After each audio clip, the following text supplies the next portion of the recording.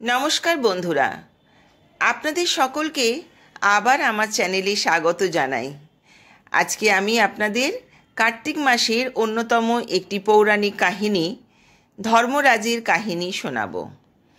শাস্ত্রমতে সমস্ত ধর্মীয় ব্যক্তিদের ধর্মরাজের এই গল্পটি কার্তিক মাসে শ্রবণ করা অত্যন্ত শুভ বলে মনে করা হয় এই কাহিনী শুনলে বৈকুণ্ঠ ধামের রাস্তা খুলে যায়। আসুন তাহলে আজকে আমরা শুনি ধর্মরাজের এই গল্পটি। পৌরাণিক কাহিনী অনুসারে এক গ্রামে এক বৃদ্ধা বাস করতেন। উনি খুব ধার্মিক ছিলেন।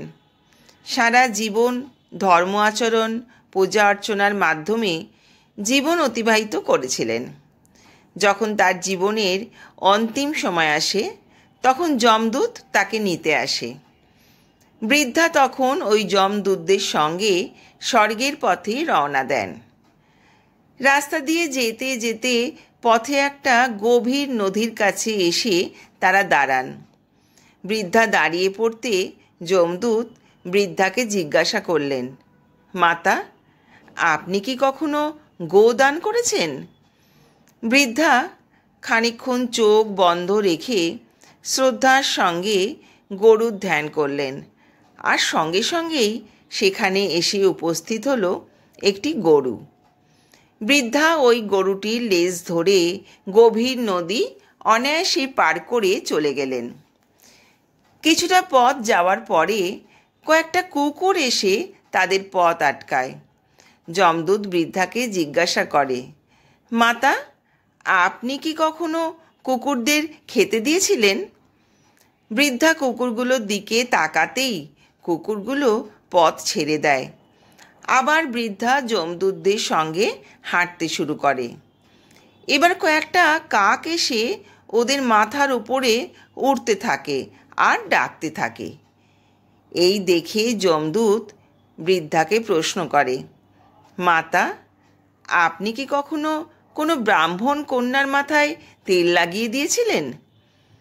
বৃদ্ধা এই প্রশ্নটি শুনে ব্রাহ্মণ কন্যার ধ্যানে মগ্ন হলেন, আর কাকগুলো সেই স্থান ত্যাগ করে অন্যত্র উড়ে চলে গেল। আবার কিছুটা পথ হাঁটার পর বৃদ্ধার পায়ে কাঁটা ফুটতে লাগলো। যমদূত বৃদ্ধাকে জিজ্ঞাসা করল, মাতা, আপনি কি কখনো কোথাও জুতো দান করেননি? প্রশ্ন শুনে বৃদ্ধা ধ্যানে মগ্ন হলেন এবং কিছুক্ষণের মধ্যেই তার সামনে এক জোড়া চটি চলে এলো।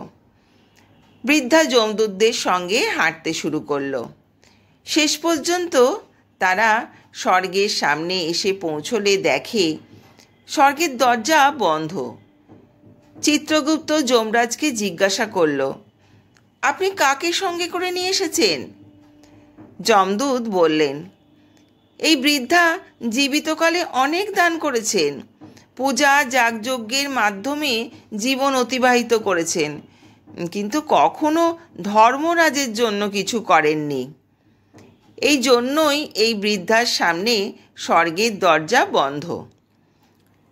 এই কথা শুনতে পেয়ে ধর্মরাজের সামনে করজোড়ে বৃদ্ধা বললেন, হে ধর্মরাজ, আমাকে 7টা দিন সময় দিন। আমি পুনরায় মর্তে ফিরে যাব এবং ধর্মরাজের পূজা ও উদযাপন সম্পন্ন করে তবেই আবার এখানে ফিরে আসব। ধর্মরাজ ওই বৃদ্ধাকে পুনরায় মর্তে ফেরত পাঠালেন। বৃদ্ধা নিজের গ্রামে আসতেই গ্রামের লোকেরা যখন ওই বৃদ্ধাকে দেখতে পেল, তারা ভূত ভেবে ভয়ে সবাই দরজা জানলা বন্ধ করে দিল। বৃদ্ধা ধীরে ধীরে নিজের বাড়িতে এসে বাড়ির দরজায় ধাক্কা দিতে ছেলে বৌমা দরজা খুলল। সামনে মাকে দেখে তারা খুব অবাক হয়ে গেল। ভয়ে তারাও দরজা বন্ধ করে দিল। বৃদ্ধা দরজার সামনে দাঁড়িয়ে চিৎকার করে বলতে লাগলো, আমি ভূত নয়, আমি ভূত নয়, আমি তো ধর্মরাজের কাছ থেকে আদেশ নিয়েই আবার এই মর্তে ফিরে এসেছি।